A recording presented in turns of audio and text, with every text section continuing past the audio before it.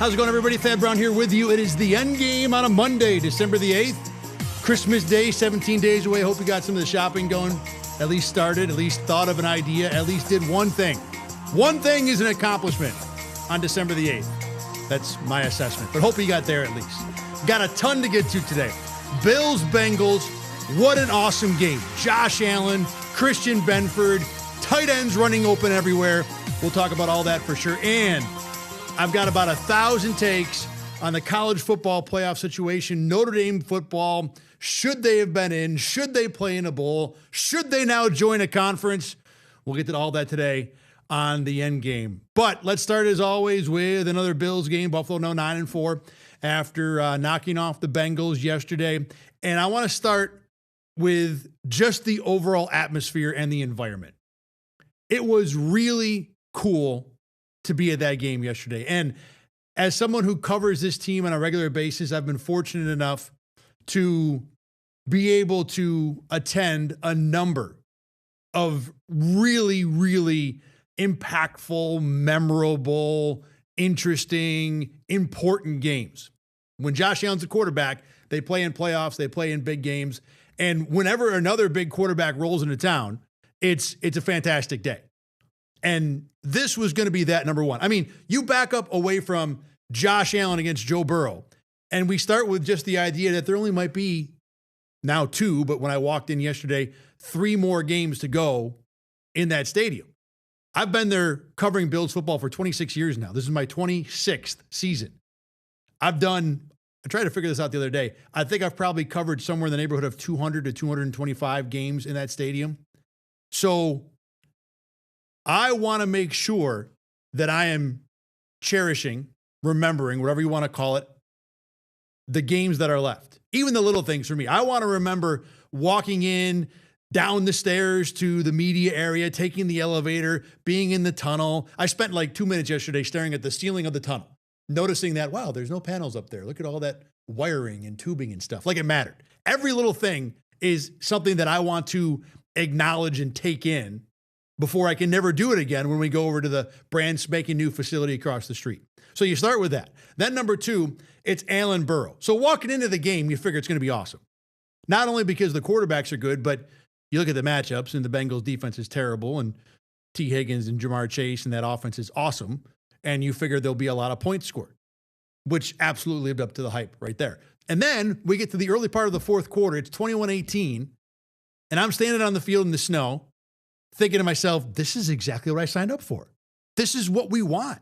We're going to get a cool, close finish with Josh Allen and Joe Burrow having to go back and forth, because even at that point in the game, it seemed like whoever had the ball last might win, even though the Bengals were kind of in control. Regardless, it was awesome. And then all the stuff happens. Christian Benford makes the interception. A.J. Epinesa gets an interception right after that. The Bills take control. The stadium's going bananas. And then Joe Burrow has a 1 minute and 30-second drive, whatever it was, to give Cincinnati a chance. And you think, wow, Burrow's going to maybe get a chance to come back and win this thing. And then it's 3rd and 15. And you're like, Burrow's definitely going to get a chance to win this thing. And then Josh Allen does Josh Allen things, and it's over.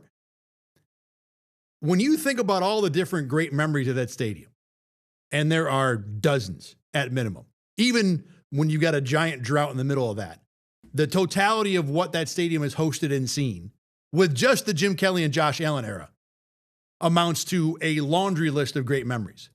But that game, without knowing what happens at the end there, and maybe there'll be another fantastic finish against the Eagles or Jets or maybe even a playoff game, but there's a good chance that game yesterday is the last really good, cool, fun memory of that stadium. And no doubt, the whole scene dressed up in a couple inches of snow helps make it more fun and more memorable. A little less memorable for me on the field when you're operating a camera and giant, expensive electronic equipment. Wet snow ain't the best thing in the world. It's also not super fun to be bundled up in 7 layers trying to move around, but whatever. It was still a cool game, and it was awesome to be on the field. And for all the fans who were there, who are equally as bundled, I'm sure they will talk about this as one of their best favorite memories for a long time to come. And again, because it's one of the last games, this might be the one. This might be the one that sends it out. So to be a part of that and to see that game and to have the Bills put together that kind of experience, that kind of win, that kind of comeback in what was a fun game top to bottom. Even when the Bills were losing, it wasn't 10-7, it was 28-18. And there were big plays all over the place. T. Higgins is awesome. Josh Allen, again, awesome. We'll get to all these things in a minute. But it was just a really cool memory. And more than one player talked about how honored and excited and how awesome it was to be a part of it. Sean McDermott, I think, had one of the best summations of what it was like and maybe how we should all appreciate what there is left in the time at Old Highmark Stadium. As much as everybody is dialed into the new one and next year is going to be fantastic, there is still something to be appreciated about what's at the end of this stadium for the rest of this year. You think about all the different people who have sat in those seats over the years. Some seats, I'm sure, have stayed in the family through, multiple generations, and how special that is, and moments they've enjoyed together, and then all the different people who enjoyed watching Jim and all those teams early with those guys, and now watching Josh and our teams. So it's just special to be a part of it. It really is, and certainly I'm sure a lot of people are looking forward to the new stadium. I understand that, but let's not rush to get over there. I think it's special to be here and enjoy these last few moments that we all have together in here. And Sean McDermott's exactly right. Appreciate what we have.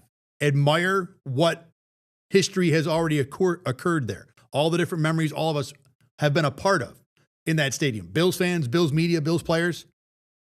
It has been a cool and special place for Western New York, even if none of those teams have won a championship. It doesn't matter. It's not as much about the wins and losses as maybe some fans might make it out to be, or all fans do at times. Sports is about getting away from life. For all of you, for me it's work, but you get the idea. In a lot of ways, it's about connecting. It's about fathers and sons, fathers and daughters, brothers and sisters, mom, all that stuff. Friends, hanging out, having a good time. You don't make memories at work for the most part. You don't remember the time you hung out with that person that your boss assigned you to work with every day. You think about the times with the people you like, the people you grew up with, the people you get along with, the families. And no matter how many times the Bills have won or lost, those fun times for many people, a lot of them have occurred in that stadium. So as much as the new stadium is going to be better in almost every measurable way, it's still worthwhile for all of us to acknowledge how much fun everyone has had in that stadium. Even someone like me who has spent 99.99% of my time in that building on the clock.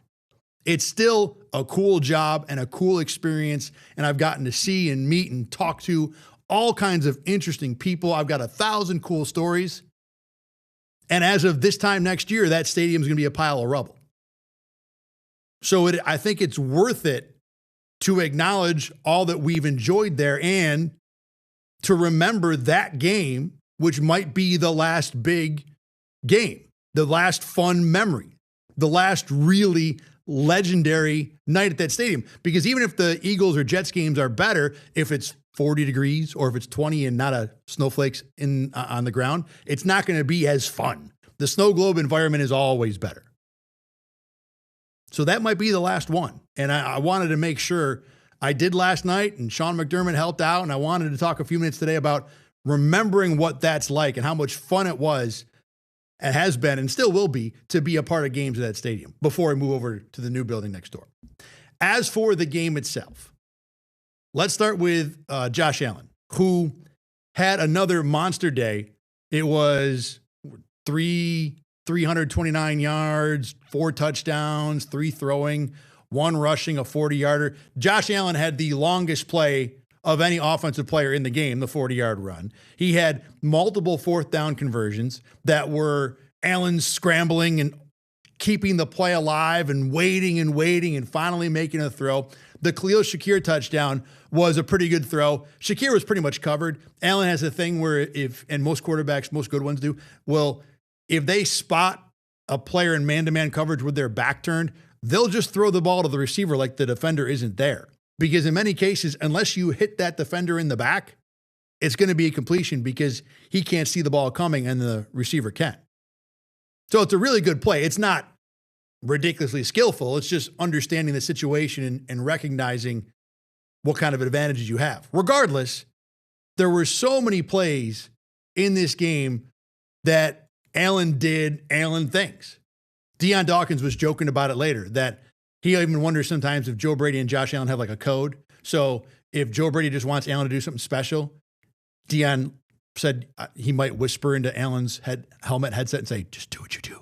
And then Allen just goes out and makes a crazy play. It seems like that sometimes, that it's that simple. And that's the point I want to make, though. It's not that simple.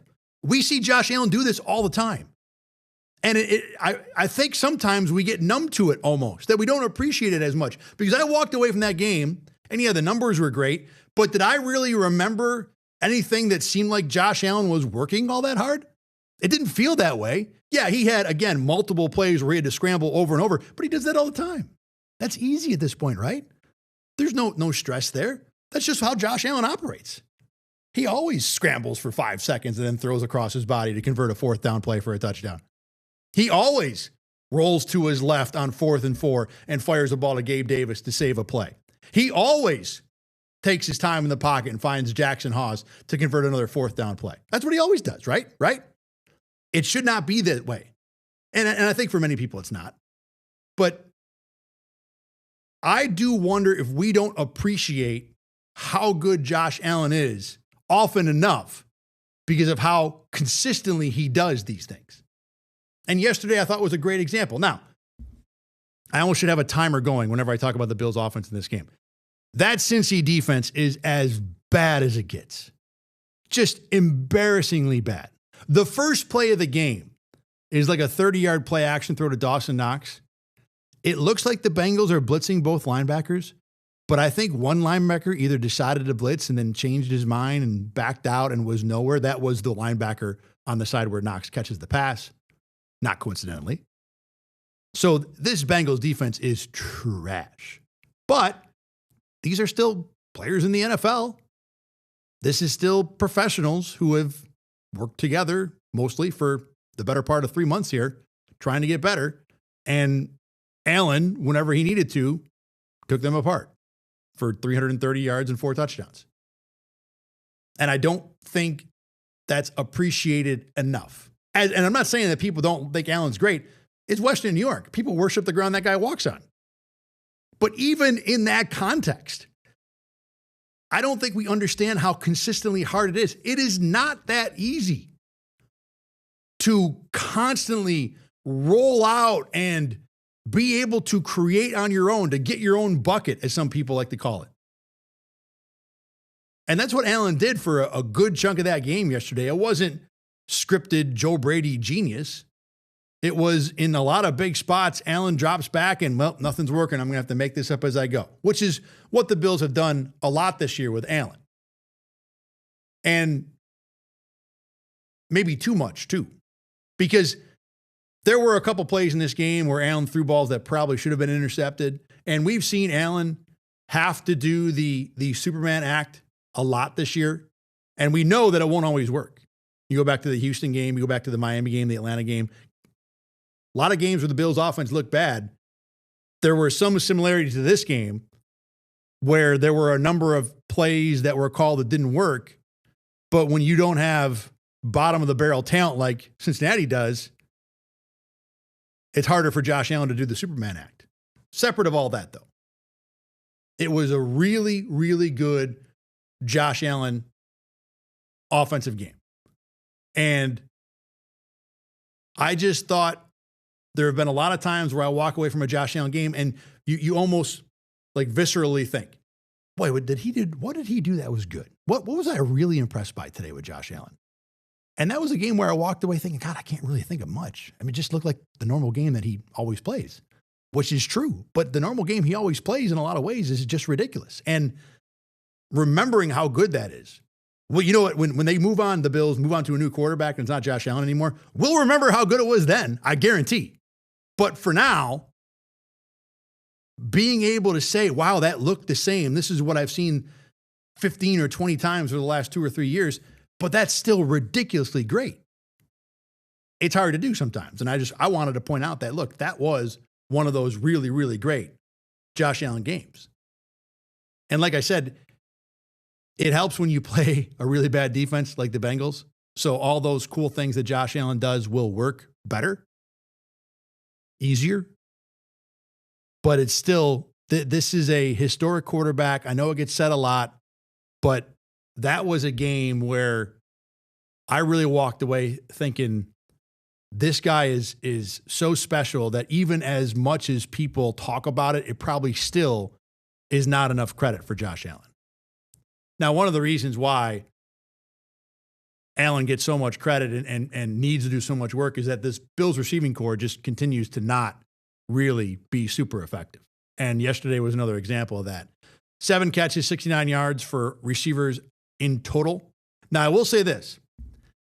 As much as the receiving group has been mostly ineffective for just about all this year, each of, or 4 different receivers at least had individually each a big moment. You had the Gabe Davis, like I said, 4th and 4 conversion, I think it was, where he catches a 17-yard pass on the sideline. Solid route. He didn't really get himself open to begin with, but did a nice job turning back to the sideline when it became a scramble drill and got open that way. Shakir obviously had the touchdown, where and he individually didn't do a whole lot on that play other than make the catch, which is not an easy thing to do with all that traffic around you, but it's the thing I think a professional is expected. Regardless, he still made the play on a 4th and what turned out to be essentially goal situation, so that's a solid play. Keon Coleman had a 3rd down conversion near the goal line on a little slant. It's about the only route he runs these days effectively, but hey, he made it work and made a play. And then Terrell Shavers had that really cool falling out of bounds play. It was a 1st down. It wasn't in a 4th down or 3rd down spot, but it was still a good play. So although the receivers as a group were largely ineffective, and some of that was because, let's go back to how bad the Bengals defense is again, Cincinnati is even worse against tight ends. As much as they are the worst against everything, they are the worstest. I know that's not a word, but the only thing that fits against tight ends. So the Bills tight ends went for 140 yards and 2 scores. They did their job, and that's one of the reasons why the receivers were mostly ineffective. And even last week, the receivers were mostly ineffective because the Bills ran the heck out of the ball. So are there circumstances that are reasonable excuses why the receivers aren't producing? Sure, the last 2 weeks. But that doesn't mean that the Bills still don't have an issue there.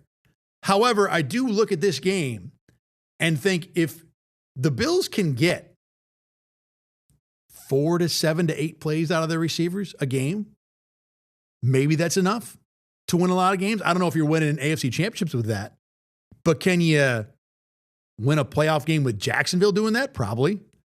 Can you maybe even beat Denver?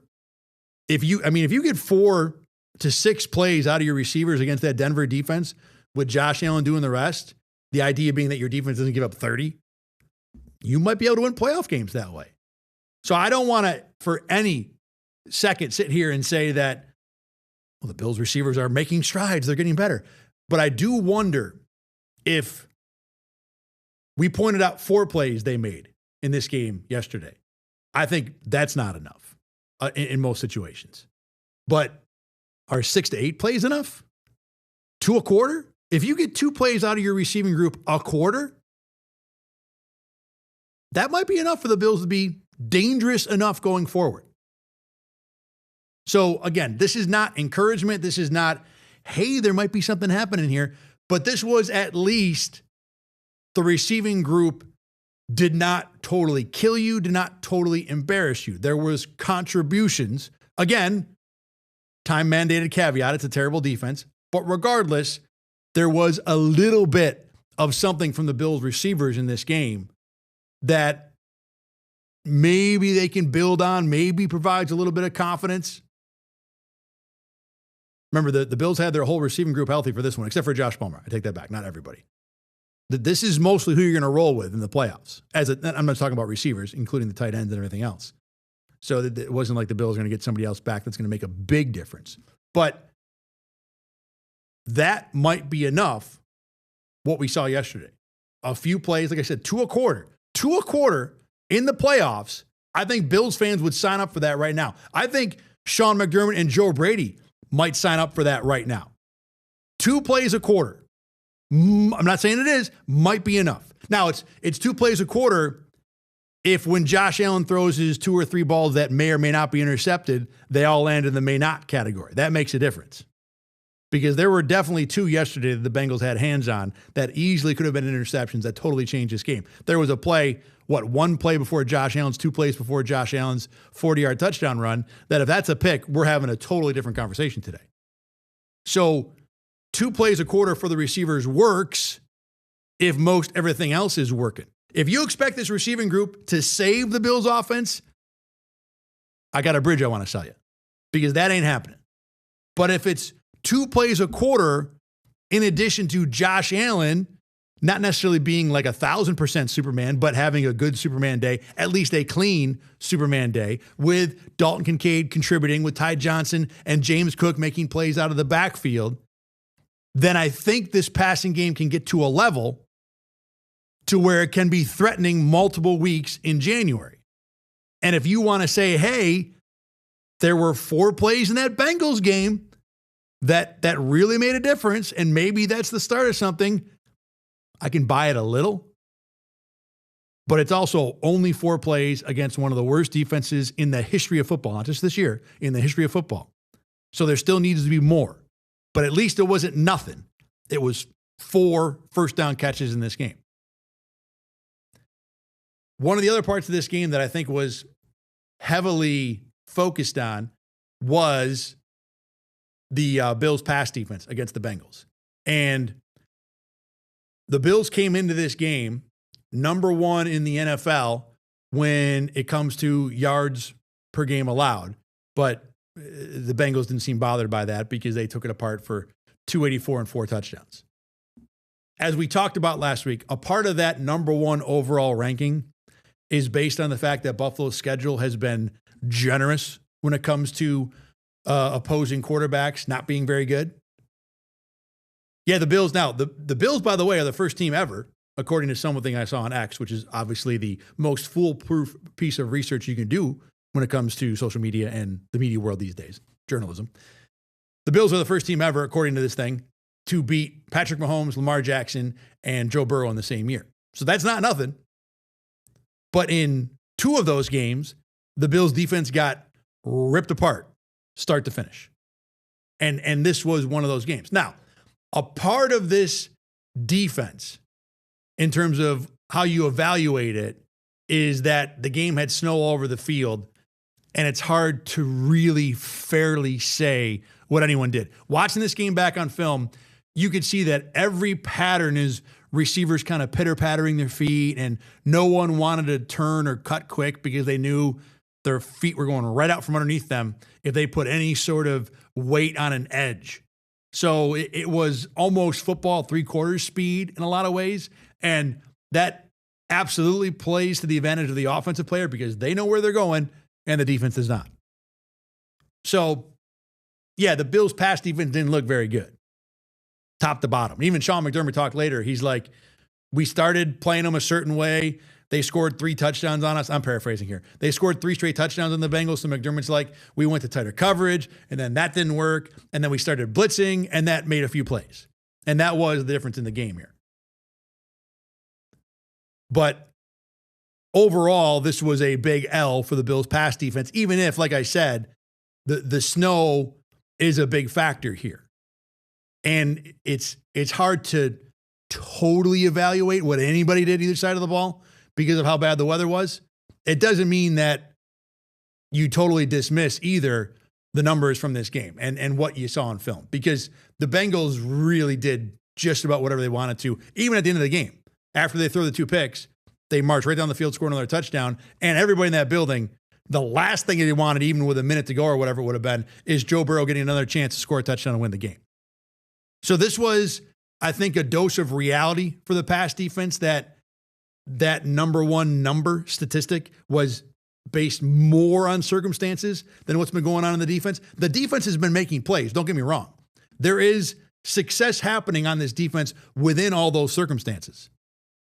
But we saw yesterday when you go up against an elite passing offense, what likely is going to happen.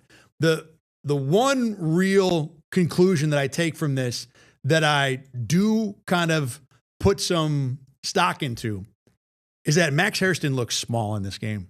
Now, T. Higgins is a giant. He makes a lot of people look small. But the touchdown catch was eye-opening. There was another third down play where Hairston played very soft, very conservative, and Higgins was able to easily get 20 yards on 3rd and 5. There were a couple plays Hairston made. The one at the sideline where Higgins has the ball in his hands and Hairston knocks it away. Even that one, though, Hairston really kind of manhandled Higgins really kind of pushed Hairston out of the way. Like it should have been OPI. I'm surprised it wasn't called. Regardless, that was a big man against a smaller man. That's what it looked like. Now, it's still early in Max Hairston's career. On a snowy field, the guy's number one calling card is speed. You pretty much put that on the shelf. There's no way that he can throttle up and throttle down in the snow as fast as he can on clean turf. So his best attribute was negated by the weather. You can't totally dismiss that, though, because this is Buffalo. This is not going to be the last time. Well, maybe it will be. Actually, the new stadium is going to pretty much take snow on the field out of the question. But no, I'm wrong about that also. They can. The new field has got so many different tricks and everything. I haven't totally digested myself on it. It can snow on the field, I believe. It just can't snow in the stands, even if the field has high-tech melting abilities. So regardless, it's possible Hairston might play in the snow again. And you can't just say, well, it was one snowy game that'll never happen in Buffalo. It's Buffalo. So the Max Hairston game, to me, is the only thing out of this past D that I really look at and say, man, that could be a problem going forward. The rest of it is a dose of reality and a dose of, hey, that's the Bengals. Other than maybe Dallas and the Rams, the Bills aren't seeing that thing again the rest of the year. And of course, beyond that, there is the Christian Benford part of this and how good he was in this game. Is he an elite corner? I don't think we're there yet with Benford, but he's making elite corner plays the last 2 weeks. The guy is a defensive player, and he's got the go-ahead touchdown in each of the last 2 Bills come from behind wins. That's not nothing. And yeah, last week was kind of Johnny on the spot, right place, right time stuff, especially with the fumble return. The interception was a little more doing your job, and then the quarterback does something stupid and you get to take advantage. That's still doing your job.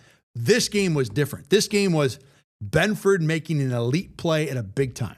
He even talked about it afterward and said, jumping in the air is not the appropriate technique right there. He's taught to stay on his feet, and something made him jump.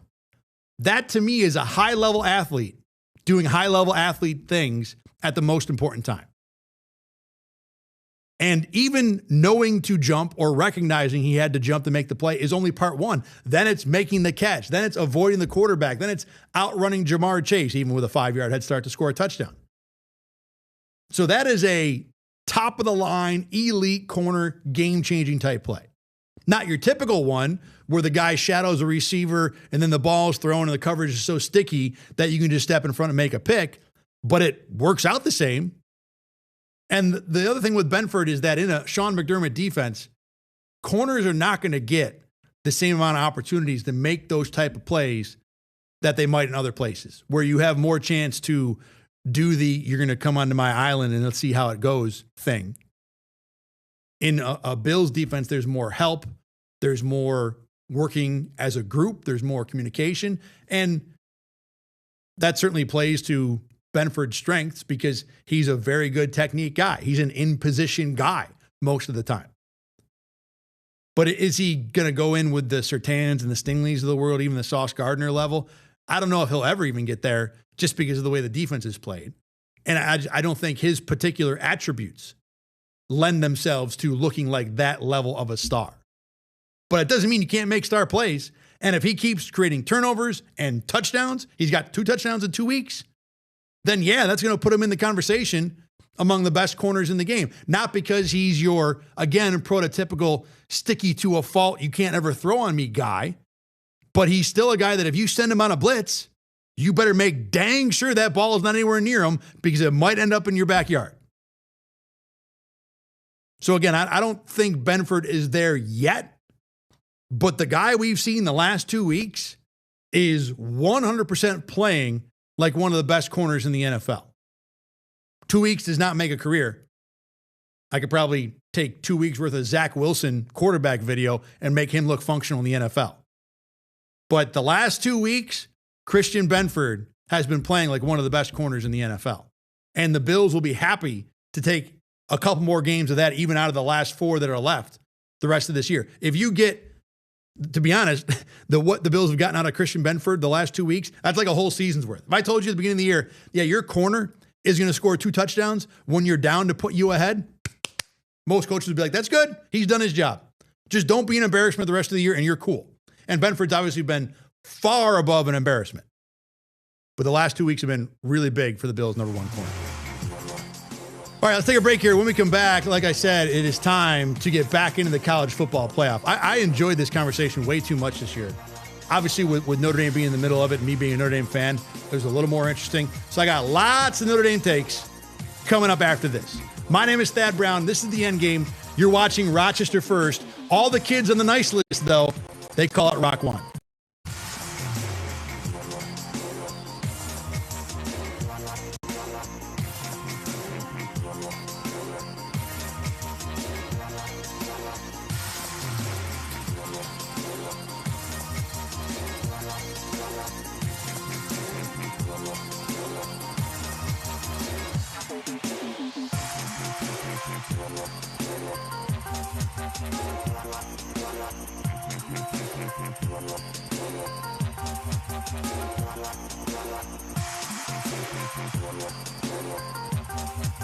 Thad Brown back here with you on the Endgame here on a Monday.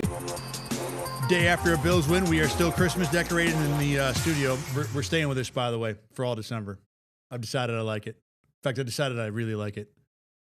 If only I could stay with these colors all year. It would get boring after a certain point. But this is probably the best combo we've had so far. So yeah, we're definitely staying with this all December. Remember, by the way, I want to remind everyone that if you want your daily dose of Bills coverage, you want to check out BKL Nightly. It is on every Monday through Thursday right here in Rochester First, 8:30 p.m. Me, Caleb Carr, Rachel Leiber, Carl Jones, Josh Reed, a whole cast of characters around everything Bills related. We'll talk today about what Sean McDermott and the coordinators have to say following that game against the Bengals. All right, it is time to dive into the college football playoff fallout. And we've talked a couple different times on this show. A couple weeks ago, I was dead set on Notre Dame being in the playoff. They should have been in over Miami. I know the head-to-head win, all that stuff, but I thought the rest of Notre Dame's resume was better. The later in the season we got, and the more you compare everything, and you look at how close the strength of schedule is, you realize that not only does Miami have the head-to-head win, but that win over Miami gives them the best win on the board between them and Notre Dame, and Alabama for that matter even. And then the second best win between Notre Dame and Miami is identical. It's a road game against Pitt where the game was played out virtually exactly the same thing. So at the end of the day, Notre Dame had the 12 weeks out of 12 argument that I made that they look like a playoff team all year with no slip-ups. There were no 2 losses like Miami had to unranked or barely ranked teams. But that by itself, I don't think was enough at the end of the day. So I think the committee made the right call here. I think that Alabama and Miami were the right 2 teams to get in. Alabama's schedule is just ridiculous. I know they were 10-3, and they look bad. If the committee had decided that game in the conference championship was so bad that Bama didn't deserve to be in, I would have been totally on board with that. Even if the rest of the Bama resume, to me, when they were 10-2, they were a no doubt at-large team, in my opinion. That loss was bad enough that if you wanted to kick them out for that, I'd have been fine with it. But at the end of the day, Bama had too good a resume, too many good wins, too good a schedule. Miami had the head-to-head win that kind of decided the tie between them and Notre Dame, and the right teams got it. Now, I will say that I thought the committee looked ridiculous, putting Notre Dame ahead of Miami for weeks and weeks and weeks, and then after a week where neither team plays a game, then you flip them. The optics of that look awful. But the more I thought about it, and you might have to go with me a little on this. So imagine you're in a situation before BYU plays the conference championship against Texas Tech.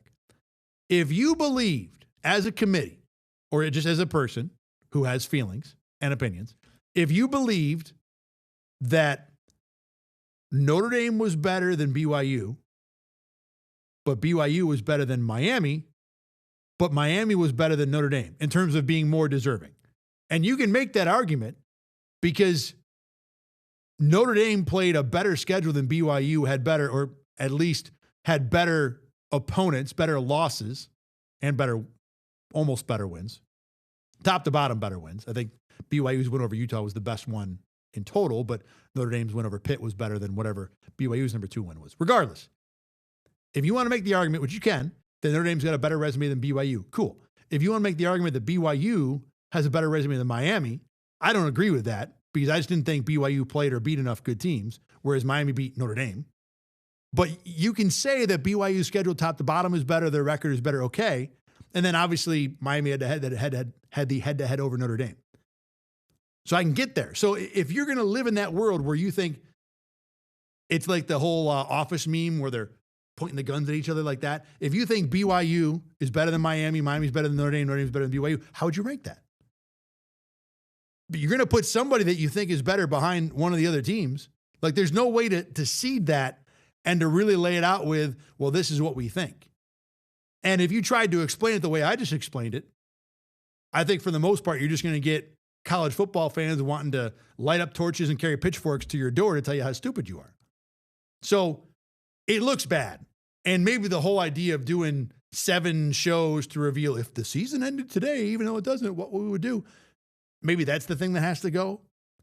But I guess I can get myself to a spot where if you really have the whole Office thing going, that it might look weird like this. Regardless, the committee ended on the right choice. So it looked bad. It was annoying. The committee sounded bad. They ended in the right spot. That's fine. Now, after the announcement comes out, Notre Dame decides that they don't want to play in a bowl. They were invited to play the Pop-Tarts Bowl, which sounds like fun, against BYU. But they said, nah, nope. And the general opinion of the world, who love to hate on Notre Dame's in that class with the Yankees, the Lakers, Duke, currently the Kansas City Chiefs, where anything that you can do to dislike Notre Dame, people are going to do because people have long been jealous and bitter and angry about the way Notre Dame carries themselves and the number of championships, et cetera, et cetera. Here's the thing. If Notre Dame doesn't want to go to a bowl, that's kind of up to them. Going to a bowl is just a benefit for the school. You get some money out of going to the bowl. From that point of view, there's nothing really to gain for the season because you're out of the playoff. This is with 12 teams in the playoff, the bowl teams become less and less interesting. Now you're talking about at best the 13th best team, the 14th best team, which Notre Dame and BYU might have been. It might be the best bowl on the board that's not in the playoff game. But at the beginning, I can understand a school not wanting to play a playoff. Not a team, but a school. Because other than a check, there's not a whole lot of benefit there. And for the people who are out there saying that it's sour grapes by Notre Dame and they're unhappy because they got left out, yeah, maybe. There are obviously a network, and I think mostly it's ESPN, who will make money off of Notre Dame being in a bowl game they're going to televise. So, yeah, well, Notre Dame gets a check, so does somebody else. So if Notre Dame wants to be bitter, then this is one way to go about doing it. The thing that I stop at with the whole idea that this is Notre Dame being bitter and look how much of a crybaby they are, is that Jeremiah Love, who's got a good chance to win the Heisman Trophy, apparently wouldn't play in a bowl game anyway. He's not the only player. And that is not inconsistent. There are a number of high-level players over the last few years that have skipped out on bowl games because you do not want to jeopardize anything heading to the NFL draft, which makes 1,000% sense. So if those guys aren't going to play, then you're not getting the real Notre Dame team anyway. Their AD, Pete Bavacqua, said that the captains didn't want to play as a group. Sounds nice. I don't know how much I buy into that. I really want to know. To me, the bottom line is if the kids want to play in the game, then they should be able to play. They should play in the game. That whatever politics and positioning in AD or a school administration or even a head coach wants to do, that should be secondary to if the kids want to play in the game. Because the kids earn the right to play in the bowl game. And if that's what they want to do, they should do it. If the captains say the kids don't want to play, I guess you got to believe the captains, but that's 4 or 5 seniors. You hope your captains are smart enough and dialed in enough to know what the team really wants to think and isn't just following along with what the coach and the administration want because the coach and the administration strong-arm them. But if the kids want to play, they should play. Now, Do the kids really want to play? It's a great question. I don't know, because this is not just as easy as going on a trip to somewhere cool and playing in a game. It's going to be weeks and weeks of practice, weeks and weeks of going to study hall, going to weight room, going to meetings, having your lives controlled by this football team. When, if you don't play in the bowl game, you go home for Christmas. You get to see your family for a week. You get to take your exams for the kids that matters to, and not have the bother of football. So it's not like there's nothing lost when a kid plays in a bowl game. But if Notre Dame is making a decision based on politics to skip this bowl or being bitter or sending a message, that's wrong. But if the kids legitimately don't want to play, even as a majority, then I'm cool with it. Because there really is nothing for Notre Dame to be gained by playing in a bowl game anyway. And it's not going to be their full squad because Jeremiah Love, amongst others, probably won't play in the game anyway. So who cares if they don't want to play in the bowl game? The other part of this, so Pete Bavacqua, the Notre Dame athletic director, is talking to everybody today. He's doing interviews left and right, talked to Dan Patrick, among others. And one thing that he talked about was that the relationship between Notre Dame and the ACC has been permanently damaged. Apparently, I didn't know this, the ACC spent some amount of time promoting Miami's candidacy to make the college football playoff and not Notre Dame's. Now, Notre Dame is not a full ACC member. They are famously and notoriously independent in football, which I'm sure galls any number of conferences, especially the ACC, because Notre Dame plays in their conference for everything else. Does this mean the ACC should treat Notre Dame equally as they do their full-time members? No, I don't think it's wrong at all that the ACC decided to prioritize Miami's interests over Notre Dame. Now, again, I didn't see what the exact ACC wording was, but Bavacqua seemed pretty peeved by it to the point where he felt like it had crossed the line. And maybe it did. Who cares? The thing about Notre Dame with saying publicly that the relationship has been permanently damaged, that things are now strained. Even Notre Dame, I don't know if they have the pull to just go out there and saber rattle to the point where the conference that hosts all their non-football sports legitimately has a problem. It's not like there's 15 conferences out there and they can just find a home. If they and the ACC had a relationship that was so problematic that they had to change it, there really is only the SEC, the Big Ten, and the Big 12. I mean, Notre Dame's not going out to the Mountain West to play San Diego State all the time. Where they're positioned in the country is a bit fortunate because they kind of can handle the travel no matter what conference they end up in. But I do wonder if Notre Dame has to be careful, because it's not out of the realm that if they really want to push the idea that they are above the conferences, it only takes 4 conferences to, finger quotes, collude and cause them a problem for their non-football sports. Football is never going to have a problem. Notre Dame can always find schools. Even there are people out there in the internet that are like, take them, don't schedule any non-conference games with them. Let them play the Sisters of the Poor all the time. Well, that's fine. If they play 12 games against the Sisters of the Poor, they're going to be 12-0. They're going to make the playoffs every year. So that ain't going to work out for you. Football is going to be okay. But Notre Dame has basketball and volleyball and lacrosse and track and field, any number of other sports that they need a conference for. So if Pete Bavacqua wants to go out there and be mad about the way the ACC has treated them to the point where that relationship ends, this isn't like looking for fast food where there's 7 stores everywhere. You only got 3 other choices. And if the SEC, the Big Ten, the Big 12 feel like the way you've treated the ACC is not appropriate, well, then you might be left on an island for all those other sports. And even as much as football doesn't need it and football drives everything, Notre Dame still needs a place for all those other sports to play. There's no AD in the world that wants to go out and make up 24 entirely non-conference schedules in terms of putting together their athletic department. So I get Notre Dame being upset, and I'm sure they feel like that they have the latitude to be upset without much of any consequences hurting them. But there are only so many conferences, and Notre Dame definitely needs a home somewhere. All right, it is time once again to do our weekly segment. You see this? Every single week we talk about something wild and weird and crazy that happened over the weekend in sports that might not make it to the top of everybody's thought board, but is just a kind of a cool story. And back after a hiatus, Rachel Liebert is here with me.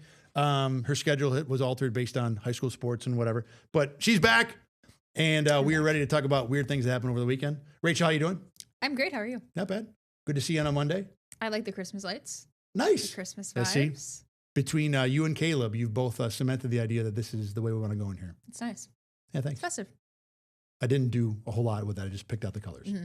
It looks good. All right, let's talk about you see this. What's the thing that got you going over the weekend? So Ohio State, Indiana, obviously played in the Big Ten Championship. Yes. Ohio State lost. Sad for Stunningly. me as an Ohio State fan. But the kicker, Jaden Fielder, missed the field goal that would have tied the game with about 3 minutes left. But before the game, my did you see this moment is that a reporter in Columbus tweeted out a video of Jaden Fielder kicking it. I'll read it for you. It says, neat party trick from Ohio State kicker Jaden Fielding, hitting the upright on purpose. And it's him in the corner of the end zone, just kicking the upright on purpose, like showing off that he has this insane accuracy. Everyone's like, oh, this is great. And then he misses a 27-yarder that would have tied the game. Ohio State, who knows if they would have won it. But it's just made me think it's really got to be hard to be a kicker at any level, because you're the fall guy for moments like this. I mean, Ohio State, I don't think should have been in that situation. Putting up 10 points on offense when you've rolled through your entire season is kind of crazy to me. We'll have a conversation about that in a minute too. Go ahead. But I mean, it's just, the irony is it was pretty funny, and it's been circulating. At least I've seen it on Twitter. I might be on the Ohio side of, college football world over there, but it was just, this insane accuracy. This is a cool party trick. And then he misses the 27-yarder. And I think there's footage of him before saying, like, what are you comfortable with kicking wise? Like, what is your I'm sure your 27 range? was in there somewhere. And I want to say he said, like less than 60, which is most of them. So yeah, not a great look. Sad for my Buckeyes, but it's okay. I don't think it's really going to matter much in the grand scheme of things. They're still obviously in the college football playoffs, number 2, and they'll be fine. So, well, I mean, they might be fine if it comes down to they'll another be kick. fine. They'll be fine. Comes down to another big time kick. One thing about college football I will say is that having the hash marks wider than the goalpost, I always thought was weird. Mm-hmm. It does make it a different angle that NFL kickers essentially can hit every kick they want straight. Yeah. And unless you happen to drill the upright right on the hash mark, you're fine. Whereas college kickers actually have to kind of figure out an angle on some of these. Doesn't make an excuse. How many times? Oh, here's the neat party trick. I got it right here. I want to see this. Is it just one time he hit it? I think it's just one time in this tweet. Okay. But I guess this is something that he does when he's warming up, like pregame. I've seen Bills kickers do that before. Yeah. It's a standard. It's not really like, especially following the Bills all the time. You notice that normal drills, you need to come up with games to keep it interesting. Yeah. So, for example, the quarterbacks, they have a net that has like a hole, like high left, middle, low right. Yeah. And a coach would be like 2, and they got to hit the middle one. And it's not really like doing a whole lot for them, but it is keeping the training and the accuracy going. So I would imagine this is the same way. Yeah. So and if he hits it like 7 out of 10 or something like that, that's cool. If it's 1 out of 10, then great. It just ended up on the wrong side of Twitter. He Yes. misses that is the perfect way to put it. It ended up on the wrong side of Twitter. Too many people saw it, and then he blew the game. Maybe we don't know if Ohio State would have won, but not a great look. So while we're on the topic of Ohio State, they 100% deserve to be in the playoff, blah, blah, blah, blah, blah. They haven't beaten anybody who's a playoff team so far this year. Like their aware. schedule, Indiana's schedule, are not impressive one bit. I am aware. And for the people, especially as a Notre Dame fan, for everybody saying, well, why didn't Notre Dame play a real schedule? Ohio State and Indiana played the same schedule as Notre Dame. They just didn't lose any games. Yeah. So it doesn't mean they're not good. I could easily see that being the national championship. But when I started researching Ohio State, a number of teams, I was like, let me see how good, because people would say, Texas Tech's schedule isn't that good. Texas A&M's schedule isn't that good. And in a lot of cases, they're right. But those teams are either 11-1 or 12-0, et cetera. I thought, well, Ohio State's schedule must be above reproach because they're 12-0. Everybody loves them. Yeah. It is not. They didn't play hardly anybody in the Big Ten. They played Michigan. They didn't play Oregon. They didn't play Indiana in their regular season. So it wasn't like they went through. But it was kind of like that last year as well. I know. And this, like I said, doesn't mean they won't win a championship, but it is eye-opening to look at the Ohio State schedule and say, what exactly did they do that makes me really worried about this team other than recruit a dozen kids a year that are going to play in the NFL. So what team do you think you look at their schedule and think, that is Alabama. Okay. I agree with that. Yeah. Probably anybody in Georgia, most of the SEC teams. Yeah. It doesn't mean that they're better. But when you look at who they played, Indiana and Ohio State both got away with generous. Yeah. But I think Big that's Ten just schedules. the Big Ten schedule normally. That very well. The conference is a little different than Yeah. the SEC, especially this year, I think. So, yes, but I just wanted to point out that, Ohio State, are they that good? Are they really that good? I'm not sure they are. All right, my turn now. Mine is not nearly as fun as what we normally do. It was Daniel Jones and the Achilles tear this week. And a couple things about this. Number one, for a Colts team that hasn't exactly been wandering the wilderness, they are just coming off Peyton Manning and Andrew Luck. So they've had recent success, maybe not multiple championships, but they've been good. But it's been a little while for them, and they seem to have found something this year, whether it's Jonathan Taylor or the defense or Tyler Warren, the rookie tight end who I love, or Michael Pittman. And somehow Daniel Jones is having a good season. I don't know if it's great, but it's good. So they were going in the right direction. And especially in Buffalo, where this team wandered the desert of the drought for 17 years, when you see a team starting to figure things out, I think most people kind of get excited about that. Like, cool, good for them. It's finally working out. It's been a while, but there you go. Things are going okay. And then all of a sudden, yesterday, when the Achilles injury happens, now it's not going okay. In fact, it's going really bad for the Colts because you look at the rest of their schedule. They're 8-5. Have you done this, Rachel, by the way? Looked at their schedule? Yeah. I have not. Okay, ready for this? Tell me how many of these games you think the Colts even cover the spread against, let alone win. Ready? At Seattle next week, home for the Niners, home for the Jags, at the Texans. Maybe none. Sounds like 4 losses, right? Sounds like 4 big L's for the Colts, it is just awful to think about. First for Daniel Jones, a guy who's trying to reclaim his career like Sam Darnold did, like Geno Smith did, like Baker Mayfield did, seemed to be on his way. Now that's done. Because this Achilles tear isn't just this season. It's probably all next year too, for that matter. This Colts team who had something going good, seemingly had committed to Daniel Jones to the point where you make a big trade for Sauce Gardner and give up 2 first-round picks to go all in on this guy. Now that's out the window for 2 years. And like I said, the 2 first-round picks that you had going forward, they now belong to the Jets. That first-round pick that you traded to Sauce Gardner, that looked like the 27th pick a month ago, might be in the top 15 now. If they lose the rest of their games, which as we talked about is distinctly possible, they're 8-9 and they're a top half of the draft team now. So the number one conclusion for me is this is a giant example of you do not trade 2 first-round picks for anyone who is not a quarterback or a quarterback killer like Myles Garrett. And I mean like that level. And number 2, it's just, man, that is hard for a team, an organization, a quarterback, and a fan base to go from, hey, we might be really good to we got nothing for 2 years now. Your chances Exactly. are gone. Not just this year, probably next year too. I mean, everything you said, I completely agree. It's tough to see a team, just like you said, he's trying to reinvent his career a little bit and trying to get back in the swing of things, and it's been happening. And then Achilles, I feel like, are just the worst. Whenever you see a guy go down with an Achilles injury, it's just, you have to feel for him. It looks bad, like, doesn't it? It looks bad. It is bad. I mean, unless you're, no, I won't say the rest of that. Deshaun Watson. Yeah. All right. Yes. That's a whole different level of bad for sure. Regardless, though. But you're right. I mean, unless even the physical part of it, unless a guy like has his leg twisted up like a pretzel, which does happen occasionally too.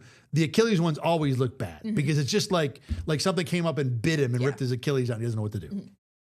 Yeah, not a good look. I agree. Not great.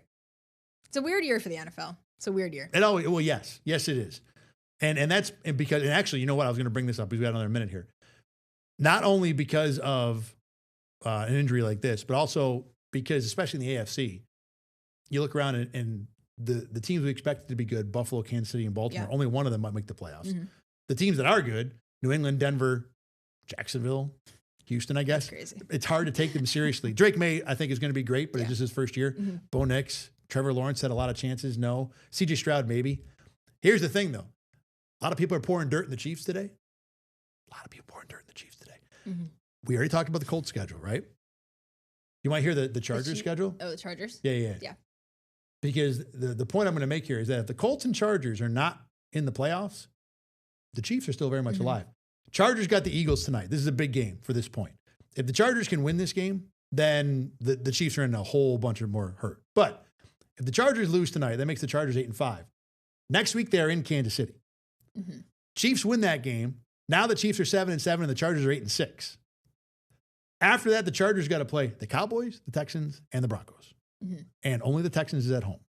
How many of those do you think the Chargers, with maybe 2 healthy offensive linemen left, they're winning? Maybe none. Exactly. So now we've got the Colts and the Chargers, who realistically can get to 8-9. And now the Chiefs might just find their way right back in it. And the Chiefs, by the way, at 6-7, have the Titans and the Raiders left in the schedule. So that's 2 wins. Their other 2 games are the aforementioned Chargers game and Denver. I'm sorry, Denver. Yeah. But the Denver game is the last game of the year. Who knows what Denver has clinched by then?